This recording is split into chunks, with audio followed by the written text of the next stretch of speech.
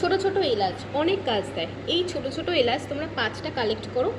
5 number যাচ্ছে মার্কারির number, তাতে এরকম ধরনের রোজ আতর দিয়ে ভালো করে প্রলেপ লাগাও। রোজ আতরকে দিয়ে ভালো করে প্রলেপ লাগাও। আর 5টা আতর তোমরা লক্ষ্মী গণেশ মূর্তির সামনে রেখে দাও। শুক্রবার করতে পারো, বুধবার করতে পারো, ঠিক আছে। এবং তার সাথে সাথে শুক্রজির বীজ মন্ত্র এবং বুধজির বীজ মন্ত্র যখন তোমরা এটা অর্পণ করবে, শুক্রজির বীজ মন্ত্র তোমরা 6 টাইম তোমরা চ্যান্টিং করবে এবং বুধজির বীজ মন্ত্র তোমরা কিন্তু চ্যান্টিং করবে 5 টাইম।